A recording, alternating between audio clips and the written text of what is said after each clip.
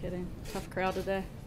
I know it's a little late than we're used to doing the briefing, so I'll just have a few updates before I get to your questions. I wanted to make sure you are all aware that last week the First Lady announced that she will lead the United States delegation in support of the more than 90 American athletes competing at the Invictus Games in Toronto, Canada this September. As the President often says, there's no better representative for the United States than the First Lady, and he's very proud to have her leading the team that will support these American athletes. The First Lady is very much looking forward to her first solo international trip, and her office is available to answer any questions you may have. As you know, the Vice President is overseas on a 3-country visit to Eastern Europe. He spent the last few days in Estonia attending meetings and speaking to the multinational troops participating in the NATO Enhanced Forward Presence mission, where he recognized Estonia as one of only 5 NATO member states that meets its defense spending obligations. Earlier today, the Vice President and Second Lady arrived in Georgia, where they attended a dinner hosted by the Prime Minister. And as the Vice President continues to strengthen our relationships with our friends and allies in Europe during his travels, here at home, the Departments of Commerce and Energy welcomed news of a partnership between American Energy and the government of Ukraine. Ukraine's state-owned power generation company will purchase American thermal coal ahead of the upcoming winter season. This partnership will provide Ukraine with a secure, reliable, and competitive alternative energy source, helping to stabilize an energy supply which has historically been at the mercy of the country's volatile neighbors. This announcement will also boost our own economy, supporting jobs in the coal and transportation industries. As the Trump administration continues to move our country down the path of energy dominance, we hope to see more mutually beneficial partnerships like these in the future. And lastly, I know we all saw the ceremony that just ended in the East Room.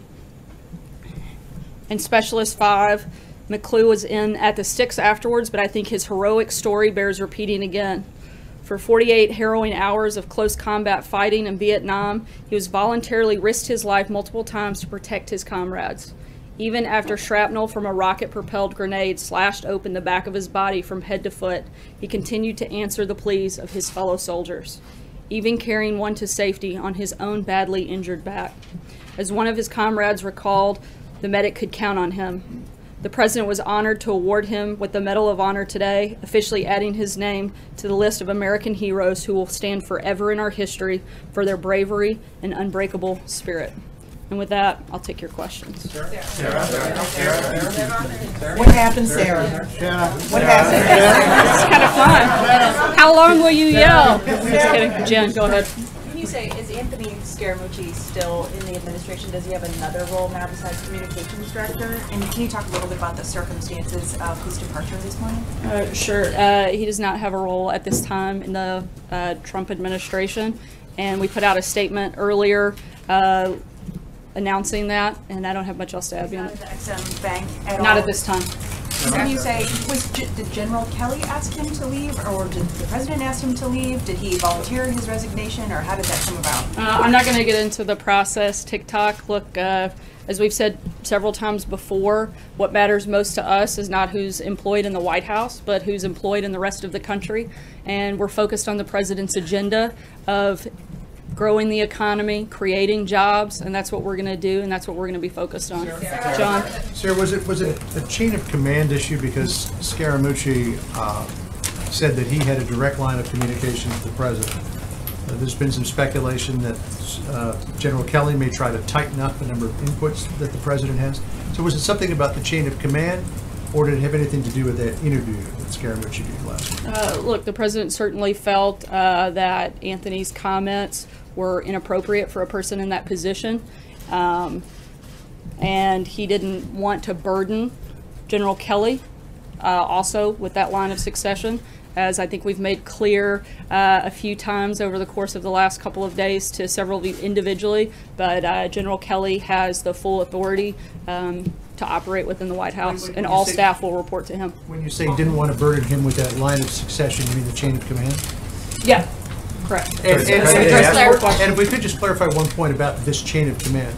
Apparently Jared Kushner and Ivanka Trump have said they look forward to following General Kelly's lead.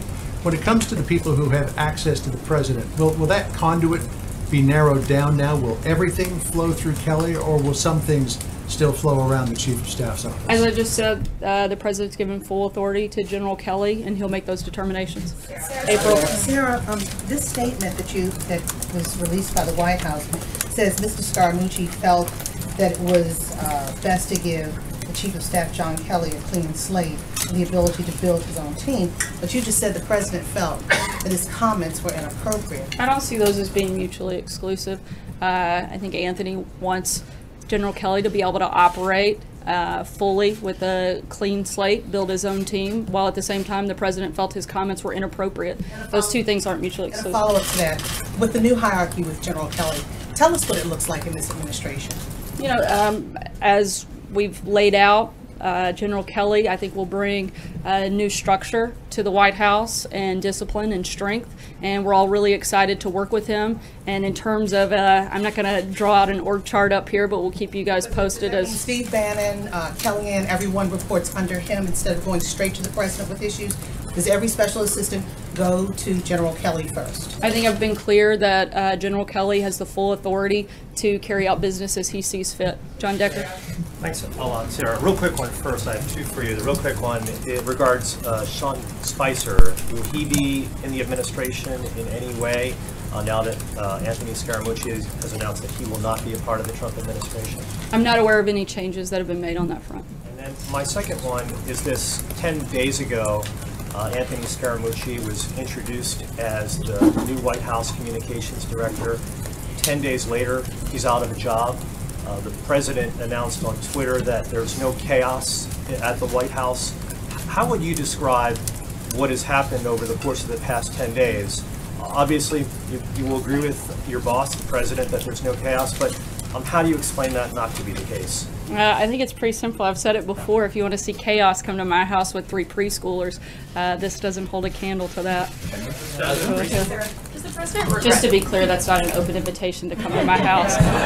But if you guys want to schedule babysitting time, I'll be happy to work that out. Does the president regret hiring Anthony Scaramucci? I'm not going to get into anything beyond what I've already said on that front. You said you don't want to get into the process, but you already did. The statement says that Scaramucci felt. So you're basically laying this on him. You're saying that it was his decision. Was it his decision? I think I've been pretty clear that the president felt it was inappropriate. Both Anthony and General Kelly also, I think, came to a mutual agreement, and we're moving forward to focus on the jobs outside of this building, not within it. So two questions, one on this and then a different topic. Just to clarify, because I want to make sure I understand the word he here, who this refers to. You had said a minute ago, he didn't want to burden General Kelly also with that line of succession. The president. That's the president. So Yeah. You were saying that it's the president who was deciding that. Look, we all serve at the pleasure of the president, but I think that this was a mutually agreed conversation that took place between several people. And then Stephen. on the other topic, Oh, sorry, another topic. Just on Russia and Russia sanctions, do you know whether the president has or intends to soon sign the Russia sanctions bill? And why hasn't the president taken the opportunities he's had today, several public opportunities, to say something in response to Vladimir Putin's retaliation with the 755 diplomats? Yeah, so we put out a statement over the weekend stating the president's intent to sign, and we'll let you know when that takes place. Again, we'll let you know when that's going to happen. And in terms of your second question, the follow-up was, I'm sorry. Why hasn't he taken the opportunity to say something forceful to President Putin? I mean, I've talked to folks today who said it's kind of striking, the silence from the president, with no sort of response out of his own mouth. He had a couple of opportunities today to say something about it, and he didn't. Right now we're reviewing our options, and when we have something to say on it, we'll let you know. Sorry, just not to beat a dead horse, but to go back to April's question. Why You not? said That's our earlier- favorite thing to do. You said earlier all staff will report to the new chief of staff. Does that include Jared Kushner? Does that include Steve Bannon? Everyone reports to Kelly? That includes everybody at the White House. Okay, and then I want to also ask just a question about tax reform. Will the administration absolutely support the version of tax overhaul that comes out of the Ways and Means Committee? Well, we're working hand in glove with, we put out a joint statement with the Big Six. We'll continue working with them and announce details as they come forward. Francesca? Thank you, Sarah. When Sean Spicer resigned, it was for a clean slate. Now that Anthony Scaramucci resigned, that's also for a clean slate. Has the slate been totally cleaned at this point? Should we expect any more staff shakeups? Everybody else in senior staff positions is planning to remain for this time? Yes, they are. John Gizzi? Yeah, thank you, Sarah. Two very brief questions.